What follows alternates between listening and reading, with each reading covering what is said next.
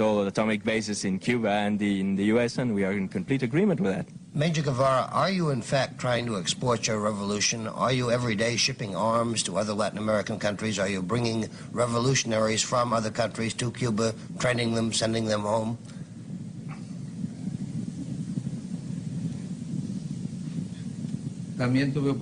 I also had an opportunity to say at the assembly, and I can repeat it emphatically now, revolutions are not exportable. Revolutions are created by oppressive conditions, which Latin American countries exercise against their peoples. And there comes rebellion. And afterwards, new Cubas will emerge. We are not the ones who create revolutions. It's the imperialist system and its allies, internal allies. Hello and welcome to another episode of Gimme a Break, the podcast of the Just Break Already caucus in the DSA. I'm your host, Lital, here with Edward. Hello. And the audio you heard at the beginning is of Che Guevara, a leader of the 1959 Cuban Revolution, being interviewed in 1964. And he speaks of the role of U.S. imperialism in oppressing Latin America and that this is what fuels revolution. This episode is focused on Cuba and the dire situation facing the revolution and what we here in the belly of the beast can do to fight U.S. imperialism. The U.S. has been strangling Cuba for months. There's been an oil blockade, the economy has collapsed, and just a few days ago, the grid collapsed and the island has been without electricity for days, in the third nationwide blackout in 6 months. So the U.S. has just been placing immense pressure. And the U.S. has spent decades trying to overthrow the gains of the Cuban Revolution. But now it has reached an intensification that poses the survival of the revolution itself. And while Trump and Rubio are advancing these attacks now, the Democrats have fully backed Trump's efforts to restore capitalism in Cuba, and this has been a long-standing goal of the Democratic Party of Plunder. Democrats themselves have over the years imposed starvation sanctions on the island in conjunction with the Republicans. We in the JBA understand that electing a Democratic Congress in November or a, quote, progressive Democrat as president in 2028 won't stop U.S. imperialism's drive to strangle Cuba. Any reliance on negotiating a, quote, fair deal with the imperialists is fatal for the revolution. The JBA put out a statement, it's on our link tree, calling on DSA to defend Cuba, fight U.S. imperialism, and stop counter-revolution. And here to talk to us about the situation in Cuba and what pro-Cuba activists in the DSA can do about it is Monica. Welcome. Hi, everyone. Monica is also helping to organize a demonstration in New York City to defend Cuba next Friday, the 17th, in front of the Jose Marti statue in Central Park. And of course, the JBA will be there, and we'll talk about that as well in this episode. So maybe to start, Monica, you can give us some background especially for younger listeners who may not know the history. What is the significance of the Cuban Revolution, and why do we have to fight to defend it? For many people in Latin America, and I would add the Caribbean, having grown up in countries where there's complete misery in the countryside, there's no access to healthcare, there's poverty everywhere you turn around. Just thinking of a country that actually was able to emancipate itself from the reason why these problems exist in the first place, meaning U.S. Yankee imperialism, maneuverings, and day-to-day reflection of what they do. It's become, for generations and generations, one of the reasons why you become curious about socialism. Like, obviously, there's the big question of agrarian reform, for example. So I was just remembering, first learning about the United Fruit Company, the famous corporation that enslaves peasants and agricultural workers all over the continent, and how the Cuban Revolution took away all of their land. They literally had this very radical agrarian revolution, and how these type of actions that happen from also privatizing banks like Chase and allowing for education to become free for everyone from kindergarten to university healthcare. That is something a lot of people know about. I read this short book about the role that they played in Angola. So it's just this beacon of opposition to the crimes that are perpetuated over and over again. And I also know that these kind of conditions that are so clear and part of our daily lives in countries from Venezuela to Colombia, they have never gone away. What you really think of is how much the US hates what happened in 1959 when the Cuban Revolution happened. Like they will never forget and they will never forgive. And that's what becomes sort of like a clear, even if you don't know much about communism or you don't know much about the specifics of the events, you can get this feeling that forever and ever they will be looking for revenge. And this is basically where we're at right now. They're salivating for bringing back what was taken away from them that allowed for wealth to be distributed with all of its limitations and what we can get deeper into during the podcast. But just looking at an option that allowed for a small, really tiny country to be able to free itself and give an example to the rest of the world. Yeah, because before the revolution, Cuba was a playground of the American rich, right? Exactly. It was like a casino, like a private casino, a place where the American bourgeoisie and the national bourgeoisie would just be able to do whatever they wanted and get away with it. Right. In our statement, we describe the Democratic Party as the party of the Bay of Pigs. And maybe, Edward, if you want to speak some to what the Bay of Pigs invasion was and what it showed about the role that Democrats have played in trying to bring down the Cuban Revolution. Going back to just a few years after the Cuban Revolution, you have the liberal Democrats come back into power, JFK. The Democrats are really from the very beginning gunning to undo the Cuban Revolution. When we talk about the Bay of Pigs, what that was is the CIA basically armed all of these, what they call Cuban exiles. And really, it's these people who were exploiters in Cuba and who lost everything in the revolution, were armed, trained, and then sent back to attack Cuba to try and get back everything that the revolution had taken out of their hands and put in the hands of the working people of Cuba. This is really one of the first attempts by the U.S. ruling class to try to overturn the gains of the Cuban Revolution. It was a big victory, actually, for the Cuban people who knocked this thing down in about 3 days. A few years later, you also have the Cuban Missile Crisis happen, and the U.S., under the Democrats, imposes the total economic blockade on Cuba, which continues and has been intensified over the years, most recently with Trump cutting off the oil shipments to Cuba after he was able to kidnap the president of Venezuela and turn it into pretty much a U.S. puppet as well. For years, Cuba was tied to the Soviet Union, right? Right. So that was a key source of support. Yeah, it really provided a shield against the U.S. just going in and smashing up Cuba. The Soviets were able to provide a lot of aid to Cuba when the U.S. was successful in fostering counterrevolution in the Soviet Union as well, that this really put Cuba in a worse position. Yes. Since the counterrevolution in the Soviet Union, Cuba has been reliant on Venezuela for oil, right? And also Mexico. Yeah, some Mexico too. Yeah, just to bring us to the current crisis facing Cuba, the Communist Party leadership in Cuba has responded to the strangulation by the imperialists by opening the door to very far-reaching marketization and foreign capital, which we think is like a total surrender. These reforms are really going to really open the door to making Cuba once again a playground for the imperialists. So maybe, Monica, you can speak a little to the reforms, why we oppose them. There's differences in the left on this, like PSL, Party for Socialism and Liberation, and others argue that they're necessary reforms, that there's no alternative. This is all that can be done, which is basically saying, like, there's nothing we can do to stop counter-revolution. Exactly. Yeah, so there's about 180 reforms that were voted actually unanimously by the Cuban Communist Party.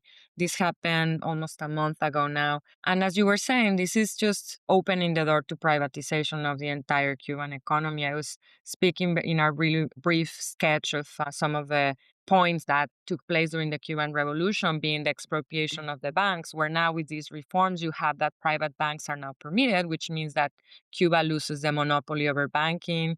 You have now the allowance of ownership of real estate development, quote unquote development. I love that word, right? It's like what this means, Yeah. like just swaths of investors that are going to come and build multimillionaire complexes and all of these things. And even like some of the leaders of the Cuban Communist Party were bragging about how now fast food franchises are welcome to expand and establish their operations in our country. So it really all looks like a terrible scenario for what the Cubans have been able to retain, including also penetration in the agricultural sector where there will be, quote unquote, much greater freedom. So from these just points that I'm mentioning, but much larger of a picture, you can see that what's happening is that after the U.S. has pressurized Cuba and strangled it, the bureaucrats are saying, well, we're going to implement all these measures and you're welcome to take back our hard-fought gains. And the left is,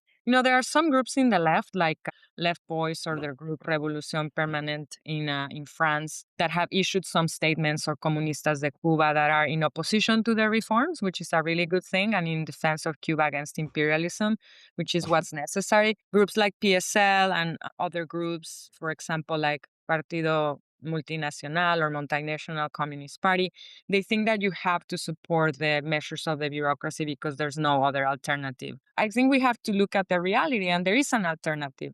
We have to fight to expand the gains. We have to fight to cohere a new leadership pole that can unite across different groups despite our differences and bring forward radical solutions that we can get a little deeper into. But the fact that you just completely tell Cubans, well, you have to follow what your leadership did, really abandons the struggle to their defense. And Cubans know, as a matter of fact, and there's been protests, although we're not there, so it's very hard to make an assessment, that this is a danger, and they're not going with it. So as leftists, especially in America, where this is going to benefit the ruling class, we need to be very, very clear that the reforms are not Right. inevitable and they need to be opposed. Yeah. Right.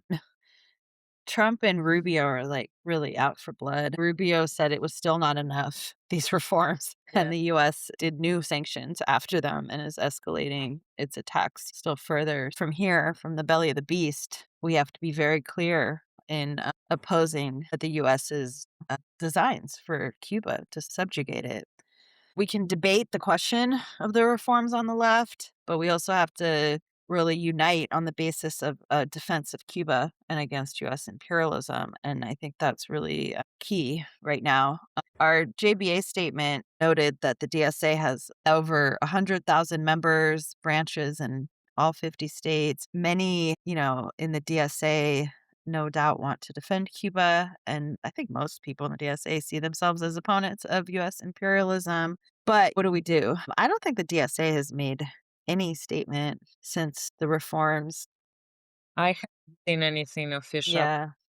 Everything has been about the elections. The elected Dems are not going to defend Cuba. Support for U.S. imperialism is a red line for the Democratic Party that no one can seriously cross without finding themselves outside the Democrats. Electeds like AOC and Mamdani prioritize their careers within this imperialist party. I mean, Mamdani actually just did a tweet a couple days ago, Happy Venezuelan Independence Day. And it said nothing about the U.S. attacks on Venezuela. It didn't say that the president, Maduro, who was abducted and is being held in the city he's a mayor of, it didn't mention any of this. It's just really clear you cannot put any faith in these electeds to lead any kind of a fight back in defense of Cuba. AOC is against the sanctions on Cuba, but she's for, quote, trade normalization, which for the Democrats is just another route to get the exact same place in today, which means total penetration by U.S. monopoly capital. That is the objective. Our statement said that rather than build unity with the Democrats, which is what the DSA leadership is promoting, we say that you have to build unity with the working class, which has an interest in defending Cuba and also the social power to do something about it. The American working class, the oppressed masses of Latin America, and the Cuban people have a common enemy in the U.S. ruling class and a common interest in giving Trump and the Dems a black eye. If Trump and the Dems are successful in undoing the Cuban Revolution, they're just going to have further encouragement, be further emboldened to demand even more from workers here. When Trump was successful in kidnapping and jailing Maduro without hardly any protest, that emboldened him to escalate ICE terror in Minneapolis, to impose the oil blockade and wage war on Iran. The U.S. rulers want to strangle not just Cuba, not just Venezuela, but the whole of Latin America.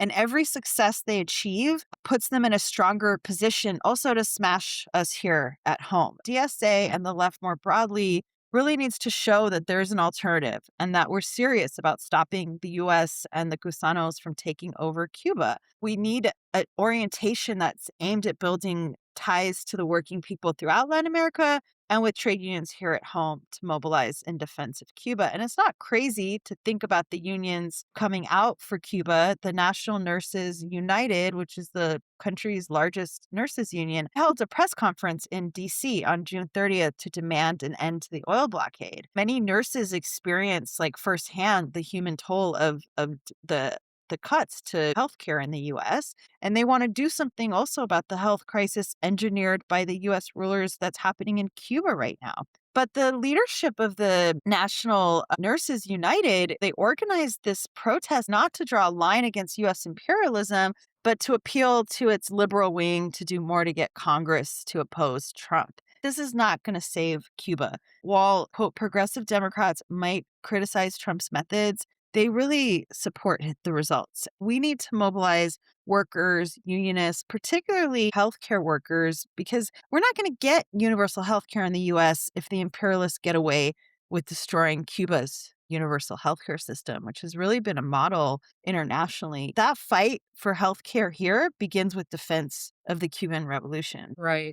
Some conversations I've had, with people in the DSA and around activists that are infuriated just about what's happening in the world and how it connects to what's happening at home is what forces are they looking at, right? And so we are for a clean break for a reason, which is you cannot do both, as we've been trying to convey in all of these episodes. You cannot be for working class people and at the same time support or attempt to get elected and people in Congress to defend these gains. They're just Democrats. That's the reason why Edward was mentioned in Bay of Pigs. They are out for blood. They want these gains to be reversed. They're going to go just as far as the Republicans because it's in their interest as a collective to get penetration. Just like it happened also with the Soviet Union. As long as these markets open for them, they can profit. They can make more and more money. Your connection between healthcare in Cuba and healthcare in the US. I went to Cuba actually, so just very briefly, if I can say like a short anecdote.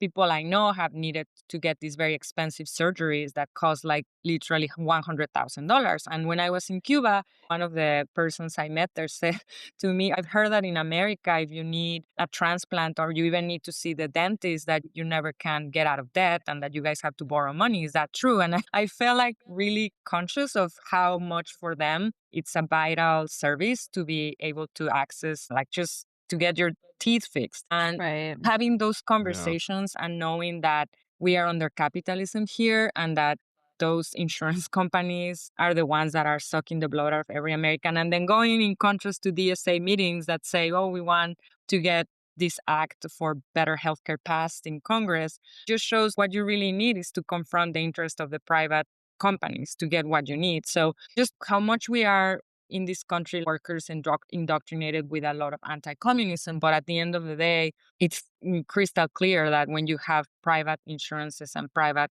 healthcare, you don't get what you need. So the politicians may be in one or the other party, but at the end of the day, they back those companies that are making the profits, and we have to go up against both. The new crop of electeds, they all talk about Medicare for all. Everyone raises that. Well, if you're going to let Cuba's healthcare system just go down. Wiped out. Yeah, this does not bode well for having any kind of advances for healthcare here. That's going to come about through struggle, not through looking to X, Y, or Z Democrat. And I think that's pretty clear, but that's also why the best thing to do if you want to fight to defend Cuba is to mobilize to do that. So maybe Maybe Edward can speak to some of the points in our statement that just kind of like concrete points, like what can be done now, what we have to do now, why it's not crazy, why it's Yeah. possible. Yeah. Kind of picking up off of what you were both just talking about, like not looking to the Democrats in Congress to save Cuba. This is the party of the Bay of Pigs. I think we've kind of gone over that quite extensively. If that's not what we should do, what should we do instead? Is the different countries in the world which the left has support for. Cuba is pretty almost universal. There's some people out there who think Cuba's capitalist or something, but in general, defense of Cuba is sort of seen as something like a universal principle almost on the left, right? Yeah. So the obvious thing is to try to build an anti-imperialist united front against the US in defense of the Cuban Revolution, whatever the position of your organization or your tendency or whatever you want to call it is on these reforms or which way you view the Cuban leadership. We think these reforms are opening the door to the United States coming in and taking Cuba wholesale. But if everyone on the left agrees we need to defend Cuba, instead of wasting time on lobbying Congress or getting people trying to get these Democrats elected, what we should do is actually we should build a united front where we can actually argue out what is the best strategy to defend Cuba and have debates on what the road forward is to defeat the US and stop its drive toward counter-revolution in Cuba. That's number one. There's so much sectarianism on the left that needs to be broken down to Yeah. even just achieve something as simple as that everyone claims to agree with, right? Yeah. Another big thing, of course, is that you have all these so-called progressive governments in Latin America, right? Claudia Sheinbaum in Mexico, Lula in Brazil. These are countries which could break the U.S. blockade, right? They could ship Yeah. oil to Cuba, but they aren't. And DSA has relationships with different parties, different unions in these countries. I know at the national convention last year when I was there were speakers from the Brazilian PT and the PSOL and people from Morena in Mexico who were all there. Yeah. These connections exist. So really what we need to do is we need to actually have these arguments as well with leftists in Latin America to put pressure on their governments, right? To resume the oil shipments and intensify them. At the end of the day, the reason these governments don't want to do that is because they're walking the tightrope between US imperialism and trying to maintain their own position. The only way you're going to get them to move on this is by fighting to mobilize the working class to do it in these countries, to do that in Mexico, to do that in Brazil and throughout Latin America, where you do still have some of these so-called progressive governments there. Right.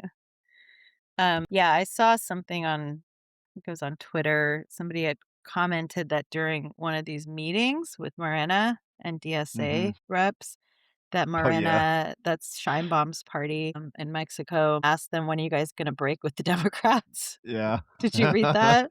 Yes. Which is a very valid question, but also there needs to be pressure put on Scheinbaum to actually break the blockade and to resume the oil shipments. It's not a question that DSA has relations and could be a pressure point on that. Right, exactly. Huh? Could be a real factor there. I think another one too is just about every big city branch has some kind of international solidarity group, or Yeah.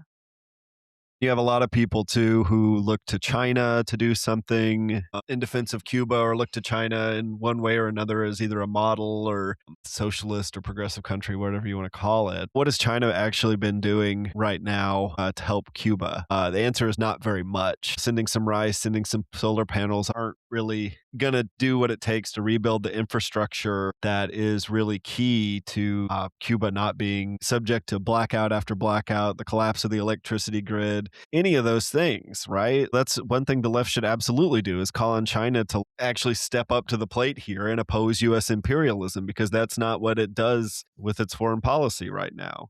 Call Yeah. for China to put out massive material aid and send personnel to help rebuild Cuba's infrastructure. Like, that's concrete way that the Chinese worker state can defend the Cuban worker state, defend the Cuban Revolution, which is also going to require a struggle. I think it was yesterday. There was something at the UN where there's a vote to have a debate on the U.S. sanctions against Cuba. A number of countries, including China, spoke against the sanctions, and the PSL, promoted this as like all these countries are with Cuba and everyone is against the US and everyone is with Cuba. But what are they actually doing in reality to save Cuba? China could provide massive material aid to Cuba. The PSL and these other people, to my knowledge, aren't raising that. Instead, they're promoting their credentials as like they're fighting the US. Yeah, Yeah, right. exactly. Sort of just acting as their press agents. Yeah, but that's the last thing Cuba needs right. Maybe Monica can speak now about the United Front protests that are being organized for next week, for Friday, the 17th, and what can be done in DSA branches to build support for it. There's going to be demos, I think, in other cities as well, which we will post on our Insta and Twitter as those details become publicized. For now, we know there's demos in New York, LA, and the Bay Area. I think there'll be a couple more announced soon as well. So maybe you can speak to that and what can we do in the DSA to actually try to build support amongst the DSA for it. There's this really vacuum of demos, rallies, given the proportion to how much danger people are in Cuba and the starvation going on there that the US has imposed, that even a small action that's getting started requires a lot of attention. I think if people are in the DSA thinking of themselves as any kind of opponents of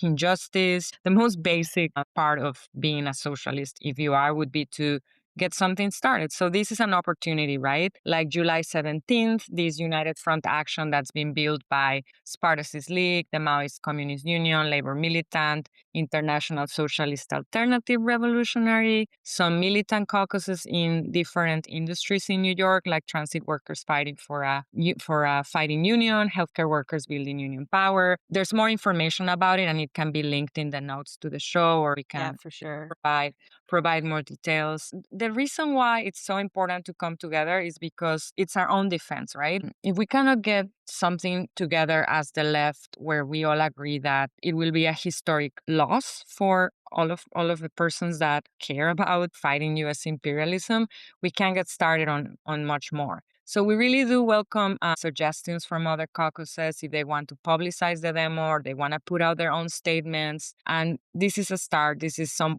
place and some point where we can create a pole of opposition to what's going on there. And there's such a vacuum. Even getting the process started of debating and having endorsements for this demo could make a big difference so that we can appeal to the working class to come together and not look at the other forces that we discussed today that have historically been on the other side and will be on the other side. So this action will be taking place at 6 p.m. in front of the Jose Marti statue. And you can tell a little bit more about that, Lital, if you want. But that would be my pitch for everyone to contact us and show up.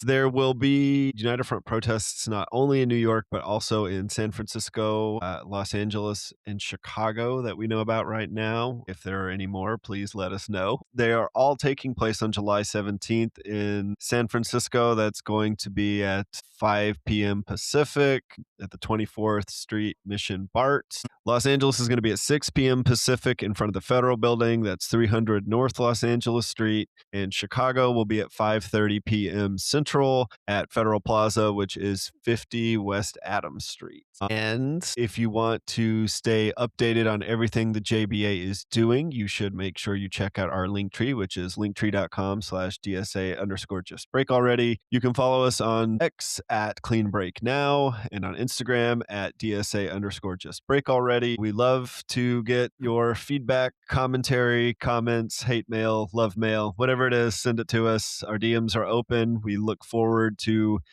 hopefully having members from other caucuses come on the show. We'd like to debate. If you want to come on and make a pitch for why you think we're wrong, give it a shot. We're going to prove you wrong. But Either way, we would love to have others on the show to talk about which way forward for the DSA. And usually that's where we end the show, but I think Lital has something she wants to say to Yes. conclude today. Yeah. So just to conclude, the New York demo is in front of the Jose Marti statue. Marti was a fighter for Cuban independence, and he died fighting the Spanish in 1895. And he's honored in Cuba. The airport in Havana is named after him. So the instrumental music that is going to close us out is from Guantanamera, the Cuban national anthem. And the verses were written by Jose Marti, which has the lyrics, "With the poor people of the earth I cast my lot."